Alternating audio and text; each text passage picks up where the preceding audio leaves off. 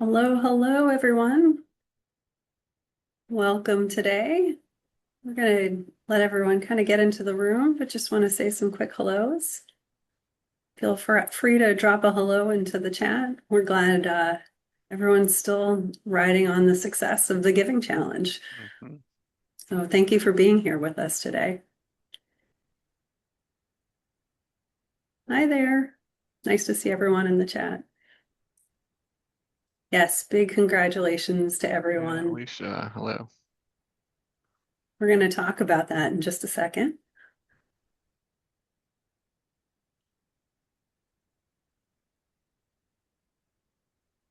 Hello from Lakewood Ranch, at the The library. library, hmm Catholic Charities, good to see you. Art Center Sarasota, hello. It's gonna get away from me. Nidra, Hi, Nirda. Hello, was I the Gavin. only one that took some PTO last week? I needed it after the giving challenge. It was a lot of fun. Okay, that chat's gonna get away from us, so I'm not Yeah, gonna be oh able to yeah, just keep like up with that. Yeah. everybody. But seeing lots of great hellos. We made it. Yes, Nirda. Hi there, Alex with the Y. Say love freedom.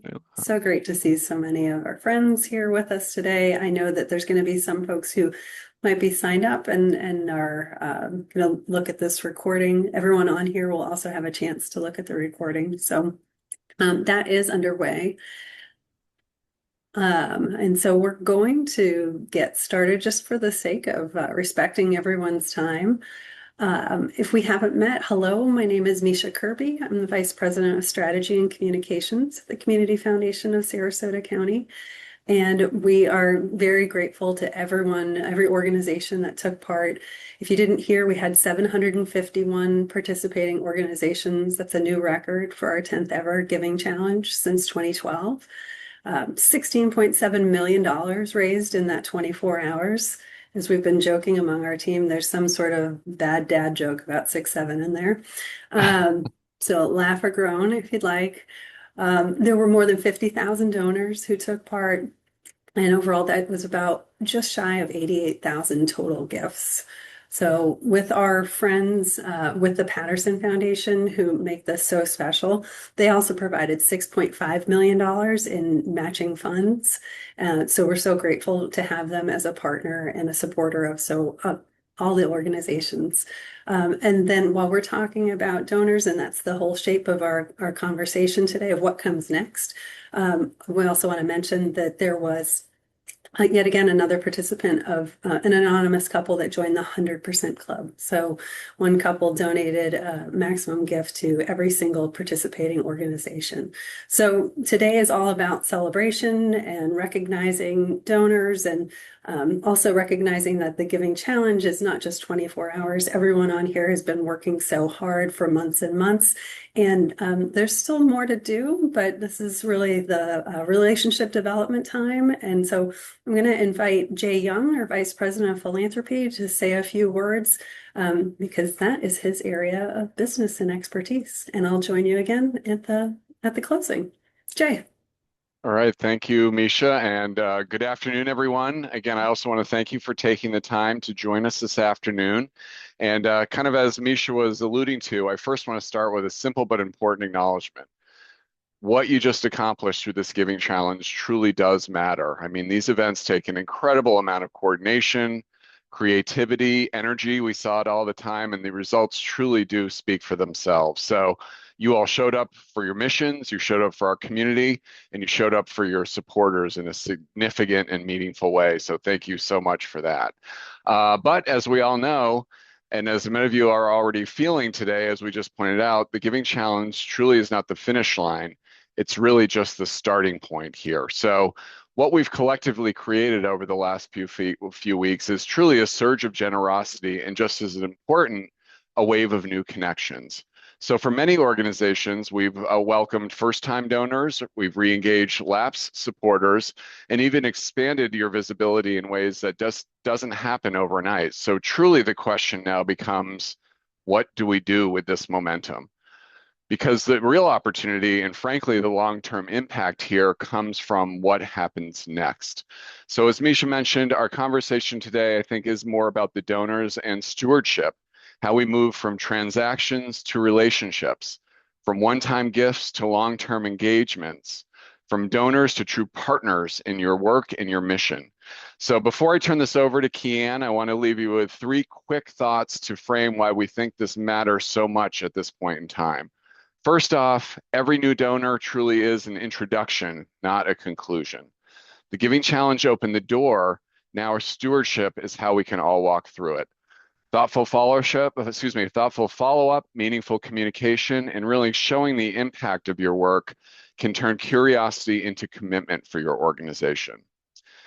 Second, retention really is where that sustainability lives. We all know it's easier and much more impactful to keep a donor engaged than to find that new one.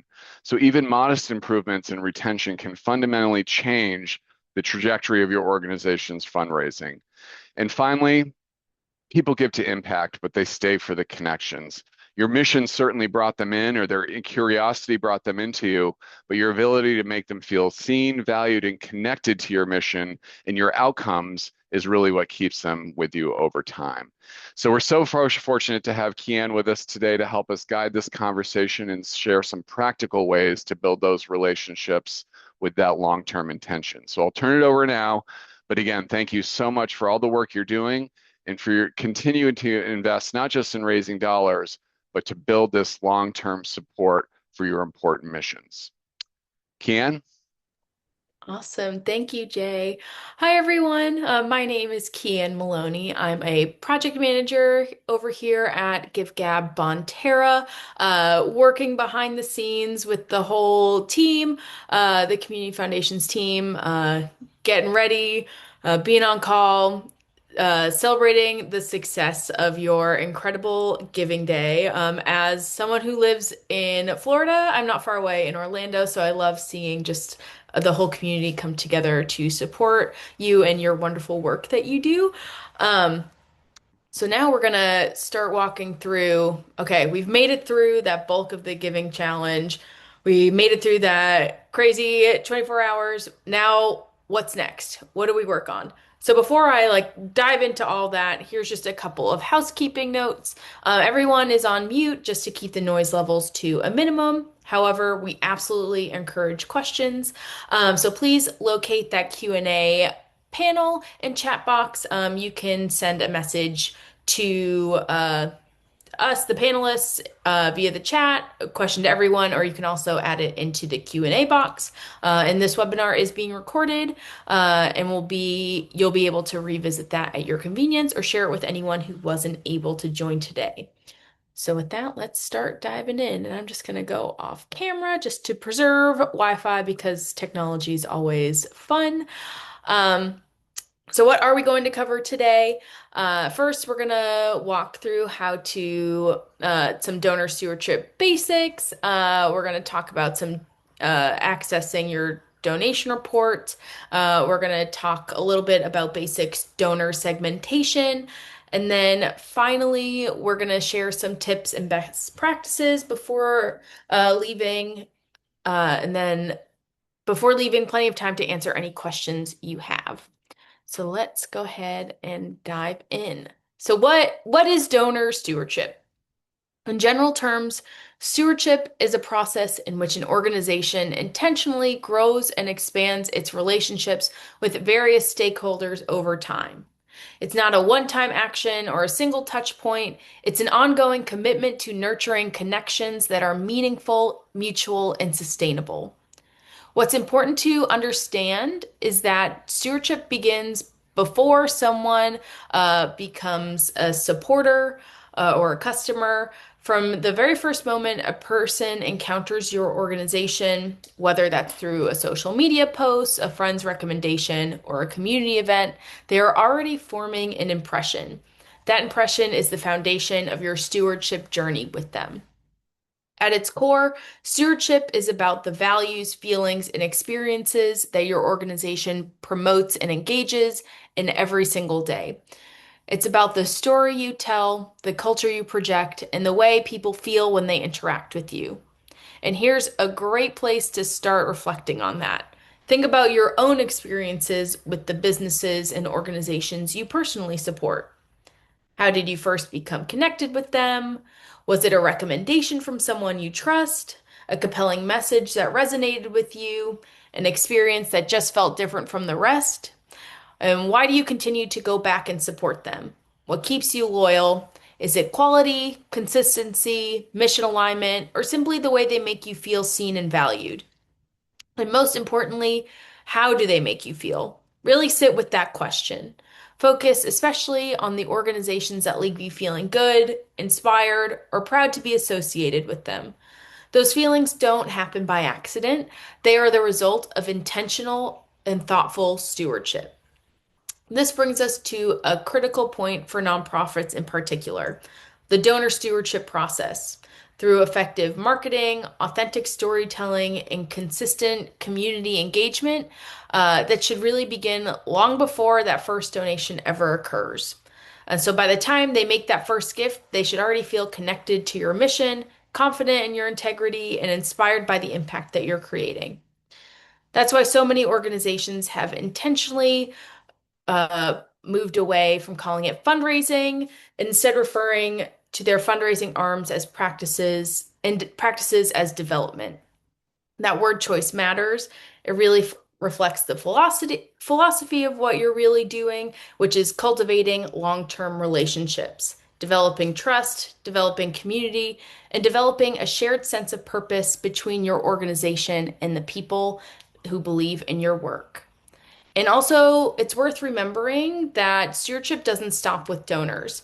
You can and should steward your volunteers, your social media audiences, your peer-to-peer fundraisers, your event attendees, and every other community that orbits your organization. Each of these groups is unique, and each one deserves tailored attention, genuine recognition, and consistent communication. Because at the end of the day, all of these audiences ultimately contribute to your organization's growth, sustainability, and long-term success. Stewardship done well turns supporters into champions and champions into a movement. Now, let's take a quick look at some statistics around donor development, because the data does really tell a compelling story. These numbers are powerful and they reinforce just how important a thoughtful, intentional stewardship strategy truly is. So, on average, it costs 3 times more to acquire a new donor than it does to steward an existing one. You are spending significantly more time, money, and energy chasing new supporters than it would take to simply invest in the relationships that you've already built. That alone should make stewardship a top priority for every organization. But research does show that 81% of first-time donors do not turn into repeat donors. That means for every 10 people who make their very first gift to your organization, roughly 8 of them will never give again unless you actively do something to bring them back. And even among those who do return, only about 63% of repeat donors go on to become recurring donors. So the drop off doesn't stop after the first gift. It continues at every stage of the donor journey. So when you look at these numbers together, you can quickly see why long-term relationship building is not just a nice idea, it's a strategic necessity. Organizations that invest in stewardship are better positioned to retain donors, reduce the cost of acquisition over time, and maintain a more predictable and stable annual fundraising plan. Rather than starting from zero each year, you're building on a foundation of loyal supporters who already believe in your mission. So, where do new donors come in from the first place? So, the 2 channels worth highlighting here are the Giving Day, the Giving Challenge, and then peer-to-peer fundraising. So, obviously, the Giving Day is a fantastic way to generate excitement, raise awareness, and bring first-time donors into your community. Often, people who may never have heard of your organization before, that moment of collective generosity. And as we've discussed, I think one or two times at least during our webinars, peer-to-peer fundraising is one of the most powerful tools for new donor acquisition available to nonprofits today. And why? It's because of that trust factor. When someone sees a friend, family member, or colleague passionately promoting a peer-to-peer fundraising page or sharing your organization's content on social media, that personal endorsement carries an enormous weight. Many first-time donors are motivated to give precisely because someone they know and trust made the ask. That's the magic of peer-to-peer fundraising. But what happens after that first gift? That's where donor stewardship becomes a bridge between a one-time transaction and a lasting relationship. Stewardship is the means by which you will turn those first-time donors, whether they came through the Giving Challenge, a peer-to-peer campaign, or any other channel, into repeat donors by intentionally incorporating them into your year-round development efforts. The goal isn't just to say thank you and move on, it's to welcome them into your community, show them the impact of their gift, and give them a reason to come back again and again.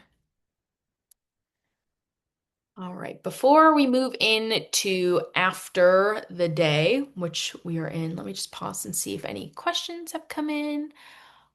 All right, it looks like nothing has come in so far, so we're going to keep moving.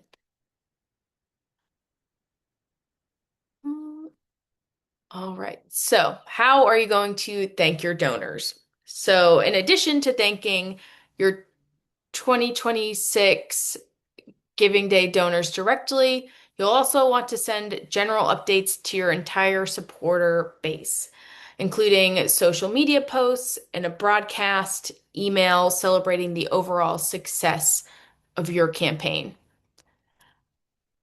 Don't overlook the supporters who didn't donate this year. So sharing highlights from the Giving Day, whether that's a matched gift, a special promotion, or a milestone you hit, it keeps them informed and connected. A well-crafted update might be exactly what prompts them to give to your next campaign or engage more deeply with your organization. And for your existing donors, it's simply a nice extra touch of appreciation that helps keep the momentum going. So start to think about a more targeted outreach. Start considering how you might reach specific donor groups with more specific messaging, and we'll dive deeper into donor segmentation in just a bit. So one of the most powerful things you can do in your stewardship communications is connect your donors' gifts to the tangible impact your organization is creating. And this is especially important when you fundraise around a specific project or need. So take a school maybe raising money for a new playground. Rather than a single thank you message, imagine a communication series that walks donors through the entire journey. The final design reveal, fundraising milestone updates, photos from the build, and ultimately images of children joyfully playing on the playground. Pair that storytelling with intentional you language. So look at the smiles you helped create and you place the donor at the center of the story where they belong. It's not about celebrating your organization's efforts, it's about celebrating theirs. When donors can see and feel the results of their generosity, it builds trust, deepens loyalty, and makes them significantly more likely to give again. Impact communications don't need to happen immediately after the day, but they should follow closely on the heels of each milestone as it's achieved, keeping donors engaged and invested in the outcomes every step of the way. So how do you access your donors' contact information? You may already be familiar with this, but if not, I definitely recommend you play around with the dashboard to make sure that you're comfortable with the different menu options and ways to access and view your donor data and the accompanying reports. So there are two options within the reports menu. You're going to see donations and financials. You'll want to click on the donations option to access all of your detailed donation data. And once you click that reports menu option on the left-hand side of your nonprofit dashboard, it'll bring up a screen that contains every donation that your organization has ever received on the GiveGab platform. The reddish pink rectangle in this slide highlights the different filters available to you to easily view various subsets of your donation data. There are a lot of different data points that you can see or export, including name, email address, postal address, the donation amount, and any anonymity preferences. Um, if you've participated in multiple years of the Giving Challenge, all of that donation data will be listed by default. So you'll want to go in and only select the 2026 Giving Challenge. So you'll see here this All Giving Days and Community Giving. From there, you'll see Giving Challenge 2026. You'll want to click that so then you can export your donations with just the 2026 data. I also want to point out that the export CSV option in the lower left-hand corner will also utilize any filters that you've set. Once you've filtered your donations, you can now export them as a CSV to your email inbox. You'll scroll to the bottom of the page. In the bottom left-hand corner, you'll see Export CSV. Once you click that, it will immediately send the file to your email. The email will come from notifications@givegab.com and will contain a link to the file. All right, let me just pause 1 second. Let's see if there's any questions. Actually, give me 1 second. I'm gonna stop sharing my screen and I'm gonna reshare it. It's just going a little slow for me for a second.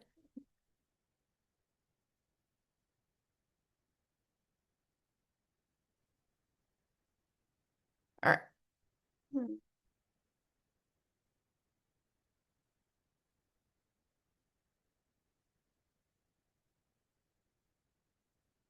Oh, that's not the screen you want to see. So sorry.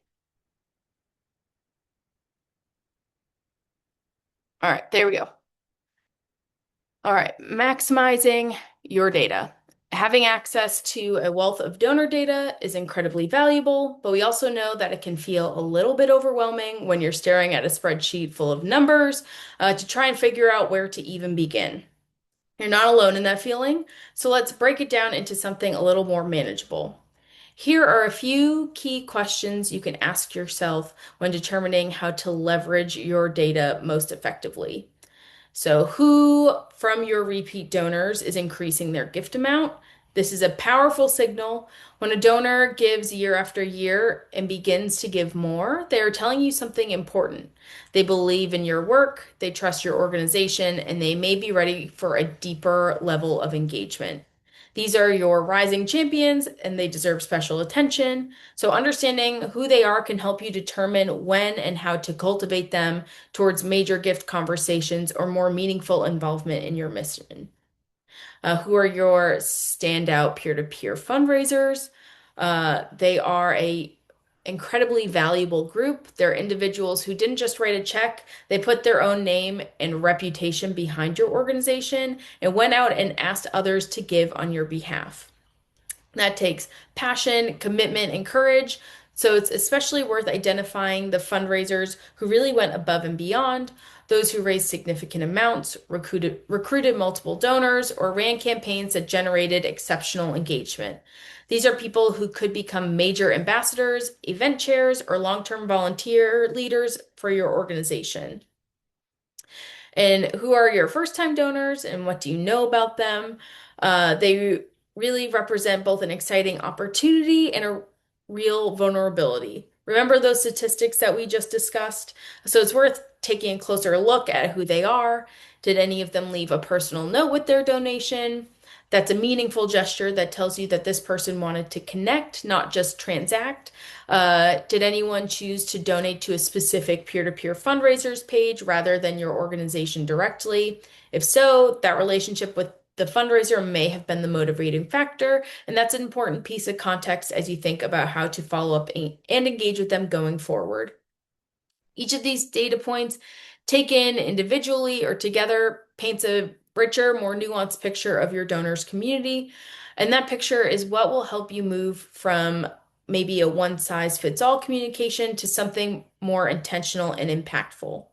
Which brings us to our next topic, segmenting your donor acknowledgments. Because once you know who your donors are and what their relationship with your organization looks like, you can begin to craft acknowledgments and stewardship touch points that truly speak to them as individuals.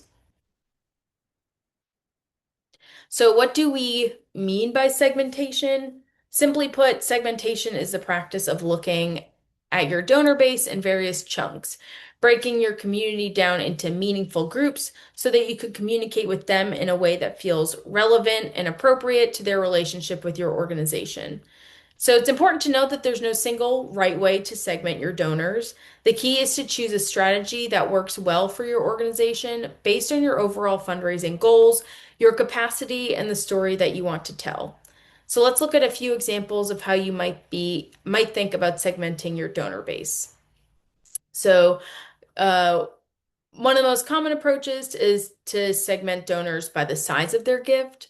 So this allows you to tailor your acknowledgments in a way that is proportional and appropriate, ensuring that major donors receive recognition that reflects the significance of their investment, while every donor at every level still feels genuinely appreciated. Another meaningful approach is to ask when and how did this person connect with your organization?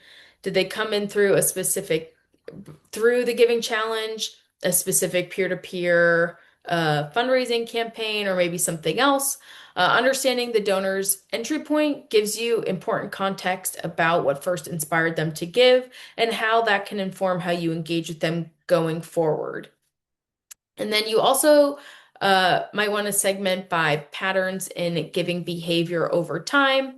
Do certain donors give to the same campaign year after year? That consistency tells you where their passion lies. Do others give to every campaign you host? They're some of your most loyal supporters, and they deserve acknowledgement that reflects just how invested they are in your work. At its heart, donor stewardship is about getting to know your donor base and building genuine relationships. Understanding where donors' passions and interests lie is what allows you to move from mass communication to truly targeted outreach. And having clearly defined segments makes your stewardship strategy far more manageable, and it gives you a realistic, organized framework to thank all your donors appropriately without starting from scratch every time. So let's look at examples of what segmenting 100 donors by giving level. Donors in the first segment, maybe those who gave up to $99, so they received that automated thank you email. The second segment received that same email plus a personal letter from your organization. So it's a pretty straightforward idea. The larger the gift, the more personal the acknowledgement should be. Segmentation also allows your team to work within its capacity.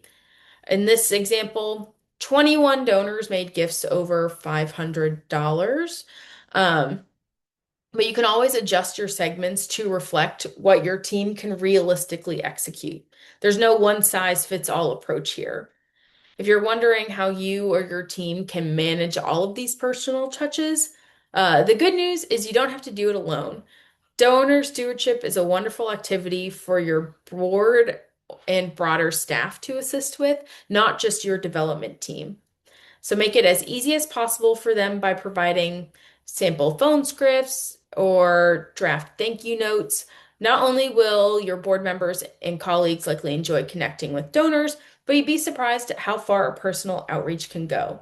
In today's world of automated messaging and communication overload, a handwritten note or phone call from a board member is genuinely memorable, and that kind of impression sticks. And finally, it's important to segment by more than just donation amount. We strongly recommend creating a dedicated segment for first-time donors, regardless of how much they gave. As I discussed earlier, converting first-time donors into repeat donors is critical for your organization's long-term sustainability. A personal note or a quick phone call welcoming them from the start signals that their gift mattered. And that simple gesture can make all the difference in building the trust and appreciation that keeps them coming back. All right, just gonna pause, see if anything's come through. Doesn't look like it. So we'll keep going.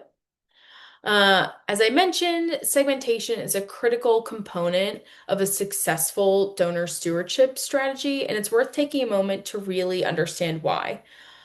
Segmentation helps you understand what your donors truly care about. And when you understand what drives them, what excites them, and what keeps them connected to your mission, you're far better equipped to strengthen those relationships in a meaningful and lasting way. You're no longer guessing, you're responding to the real signals your donors are already sending you through their giving behavior. One of the greatest practical benefits of segmentation that makes it personalized communication, that makes personalized communication achievable. Rather than trying to speak to your entire donor base at once with a single generalized message, you'll have a manageable, well-defined group that you can target with communications that feel tailored and intentional. And donors notice that.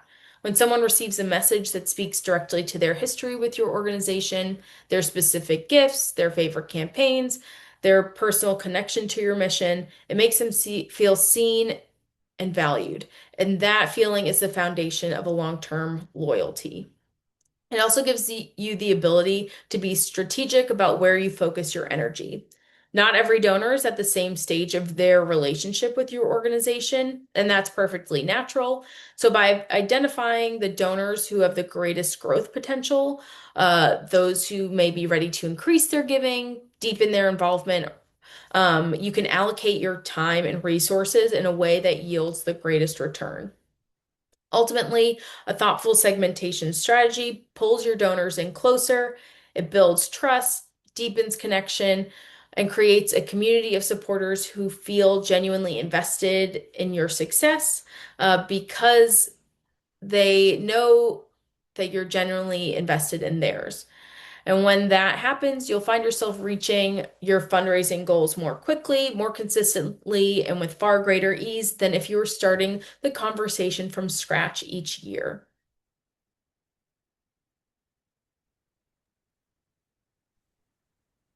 All right. Kian, I'm going to pause for 1 second. I did see one Yeah. question come in over the chat here regarding the match for the Giving Challenge. And do note that there is the match from the Patterson Foundation is for gifts from $25 to $100. So there is not a match over $100. Just want to confirm that.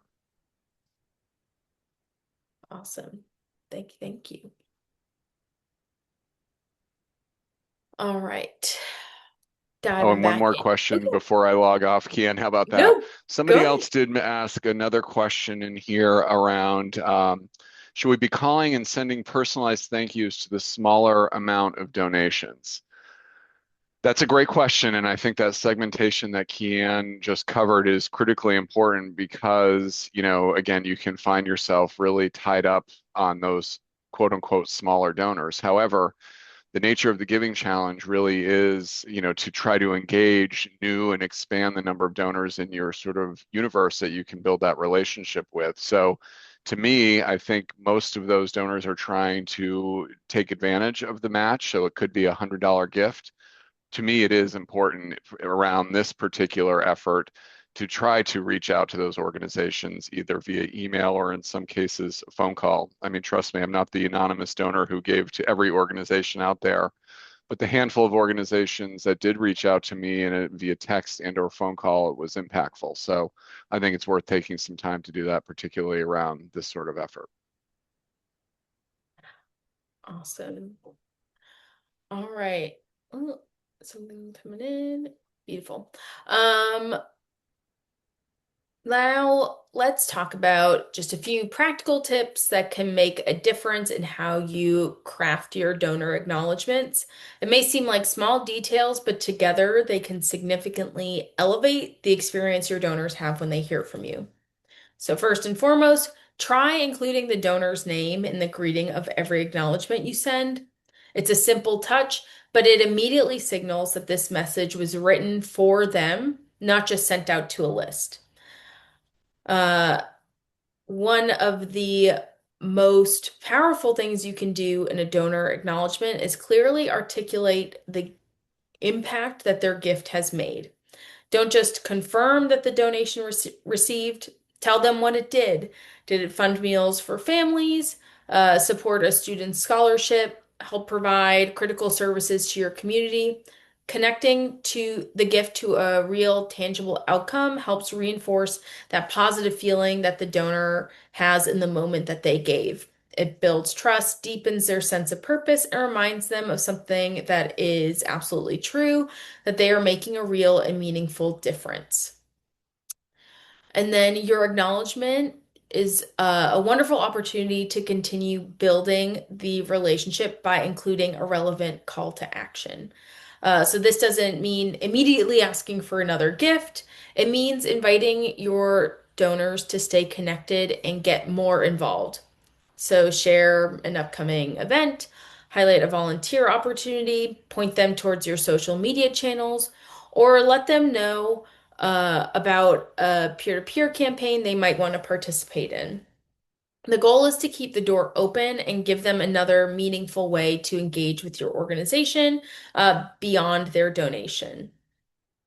And finally, if you plan to acknowledge donors publicly, whether on if you have your own website, in a program, on social media, or at an event, always make sure to confirm that they are comfortable with how their name is being displayed.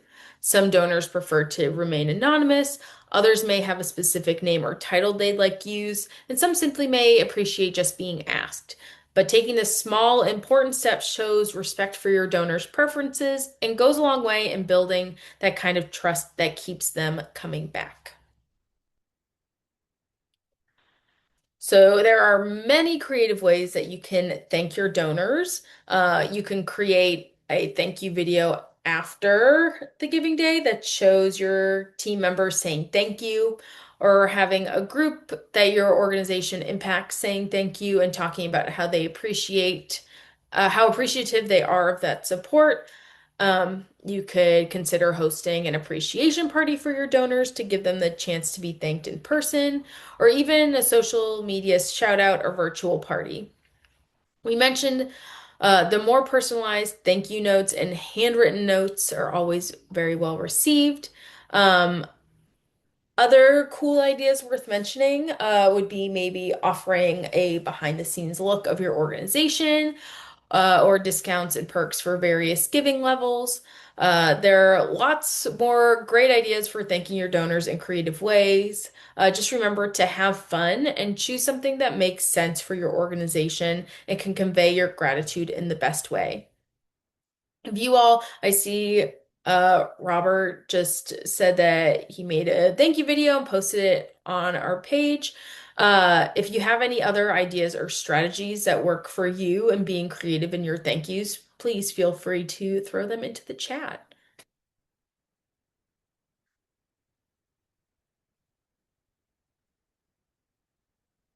But while you're thinking on that, I'll keep on moving.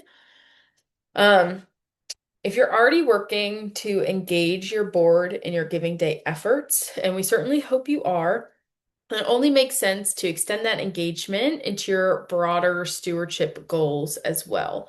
Your board members are one of your greatest assets, and their involvement shouldn't begin and end with the giving challenge itself. Think about it this way. Maybe you rallied your board members to serve as peer-to-peer fundraisers.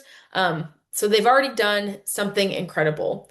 They put their personal networks and their credibility behind your mission to bring in new donors on your behalf, and that effort deserves to be carried through to the finish line. That means engaging them and thanking the donors who contributed to their individual campaigns. When a donor receives a personal thank you message from the board members whose peer-to-peer page inspired their gift, it creates a uniquely powerful moment, one that feels genuine and memorable in a way that standard organizational acknowledgement maybe can't replicate. And that's the kind of touch point that turns a first-time donor into a long-term supporter. So as you're building out your stewardship strategy, make sure your board members feel informed and equipped to do their part. We have lots of donor stewardship resources in the nonprofit toolkit, which I'll talk about in a little bit.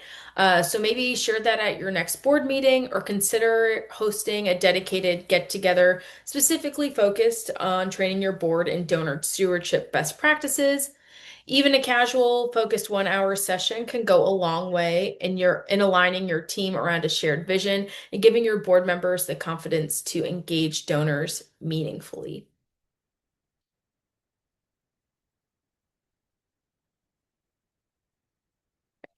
I'm going to move on to takeaways. Um, how can, and I just see a question come in, how can DAF donors be identified? You'll be able to filter by that on your donation report. You'll see that they gave via donor advised fund. Beautiful. All right. I know I've just talked to you all for the last 35-ish minutes. So I just want to highlight a few key takeaways to keep your donor stewardship efforts strong. So first and foremost, develop your strategy as early as you can. Even starting now is a great point, and execute it with intention. Building stronger, lasting relationships with your donors doesn't happen by accident. It's the result of thoughtful planning and consistent follow through. Be sure to leverage those donor reports available to you right within your dashboard and use what you find there to segment your donors in a way that makes stewardship outreach more targeted and effective. When you do reach out, make it meaningful, highlighting how a donor's gift has made a real difference, deepens their appreciation for their contribution, and reinforces the emotional connection that inspired them to give in the first place. We'd also strongly recommend integrating your Giving Day donors into your overall year-round communications plan. Regular updates and consistent touch points allow donors to continue seeing the tangible impact your organization is creating, keeping your mission top of mind long after the giving challenge has come and gone. And speaking of communications, not every message needs to include an ask. In fact, some of your most effective outreach will be simply that, communication. Reconnecting donors to your mission, sharing a compelling story, or celebrating a milestone can be just as powerful as a direct solicitation. And many times it will naturally inspire giving without ever making the ask at all. And finally, use your communications as an opportunity to invite donors deeper into your community. Thank them, celebrate them, and then keep the momentum going by offering meaningful ways to stay engaged. Because at the end of the day, a donor who feels connected and inspired is one who will be with you for the long haul. And like I talked about earlier, you can find the nonprofit toolkit in the footer of the Giving Challenge site. Scroll down to the bottom of the toolkit and check out the links. And in the Give Thanks section, it has email templates, sample social media posts, and some stewardship tips. And last but not least, I want to just highlight how we're here for you. So GiveGab has a dedicated customer success team available to help answer any questions that come up at any time throughout this process, in addition to hundreds of support articles that are available online 24/7. To get in touch with our team, you can send an email to customersuccess@givegab.com or right into that little, used to call it a blue chat bubble. I would say it's more periwinkle. Right into that bubble with your questions, and our team is here to help. So remember, no question is too big or too small to ask. Alrighty. So thank you so much for listening to me talk for the last however many minutes. I know that I went over a ton of information in this presentation today. So as a reminder, I'll have the slides and recording available on the trainings page of the Giving Challenge site by the end of the day tomorrow. So you can revisit this at any time. So now we're going to take the time and answer any questions that you might have. So if you haven't submitted your question yet, find that Q&A box or the chat and you can submit them and we'll start working through everything. And Kian, as folks pause and enter some questions, a couple things did pop up around after you mentioned donor advised funds, which I thought I might be able to address real quick as people are putting questions in. But first and foremost, as you all have donor anonymity policies out there, as do we. When folks were using their donor advised funds to participate in the boarding in the giving challenge, they do have some options around, disclosing their identity. I know when I did my gifts, I was putting my phone number in there, all that kind of fun stuff. So it's fine for organizations to reach out to me. But if they did choose some of those anonymity options, or perhaps you're not familiar with the names that you see in the fund name, or sometimes they get creative, you may be tempted to, just go ahead and send a thank you out to somebody you think it is. Please rest assured that if you would like us to step into that position, I can't disclose the names directly to the organization that you might be with, but if you wanted to send a thank you note to the community foundation, we will do our best effort to share that thank you with the donor who was involved with that gift. So I want to throw that out there first and foremost. Let's see, what else did I see here? Oh, okay, the one had to do with by the DAF name. Sometimes it is difficult. We get folks who want to be a little bit more creative and not might use things like, say, the Young Charitable Fund, which is what I've named mine. But again, if we can, we're more than happy to collect those types of communications and then share them internally through our systems here with that particular donor. Jay, I'll take the other question about tax letters. So that is something that the Community Foundation does take care of. That when everyone made a donation online, they did receive an email. And so their contribution is actually coming to the Community Foundation. So we're processing those letters for them. And then I see Sue Ann has a question about prizes. Yes, there are prizes still ongoing. If you we'll try to drop in here into the chat the prize page. There's been some additional ones since the Giving Challenge that were announced, particularly with our radio and media partners that are up there. But there's also the applications are closing, I think, or maybe I've just are soon about to close on a couple of others: best photo contest, overall campaign, and social media. So those will be announced when we come to the wrap-up party. So team leads have already gotten a notification about the wrap-up party on May 21st.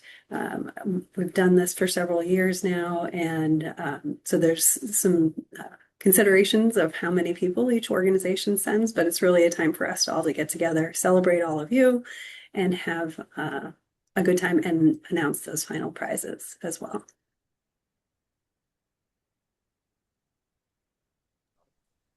Very awesome. And I see a couple questions coming through the chat. Just questions on adding a video to maybe your homepage to send out.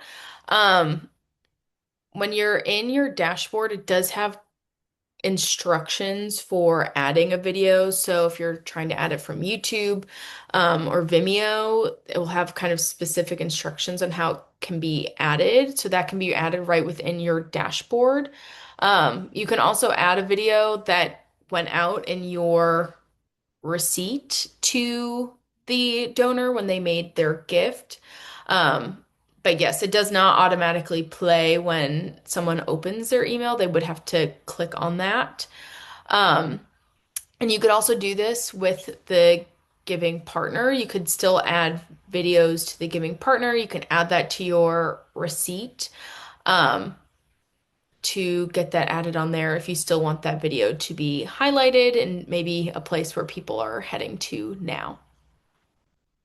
And I also see a question, explain how peer-to-peer works in the Giving Challenge. So we'll more focus, I think, on the Giving Partner since the Giving Challenge is over and we're not accepting donations on that site anymore. We've moved back to the Giving Partner, which is the year-round site where you get to put in a lot more information about your organization, but you can still have peer-to-peer fundraisers. So at its essence, a peer-to-peer fundraiser is a supporter, a volunteer, maybe a board member who signs up to raise funds on your organization's behalf. They get their own profile, they share out their own link to their page, and any funds that they raise will roll up uh, into your fund. So anything that they raise is just coming straight to your organizations. Um, so you could get someone to sign up. They can share out their page. Maybe you're doing an event in a couple months, a kind of initiative for the summer break. We're raising funds for back to school, but already getting started early. They can share out their page to help raise funds for what you're doing. Um, I hope that answered questions. I just rambled a little bit about peer-to-peer fundraising, but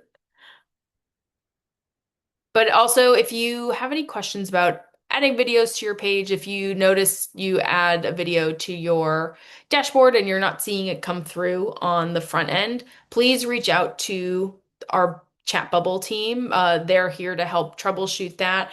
They've put many videos on many profiles, so they're here to help with anything that you need if you're still having a hard time getting it on there. Thank you, Kian, for also making that distinction between the Giving Challenge and the Giving Partner as the year-round platform for sharing your information with the community at large and specific supporters. And thanks everyone for the great questions. Jay, do you have anything you'd like to add as we wrap up? No, just again, what a fantastic really journey it's been, both here at the Community Foundation over the last several months, and of course working with all the organizations. It's hard to believe 751 organizations who signed up. So thank you for all your effort, and again, hope we can all capitalize on the success over the last several months and really take that momentum into the future. So thanks for all your hard work. This webinar, like all the others, will be posted on the Giving Challenge website by the end of the week, I think. So it's here for you, as are all of the other resources. So we wish everyone a great follow-up and donor stewardship time period and a wonderful springtime. Thank you.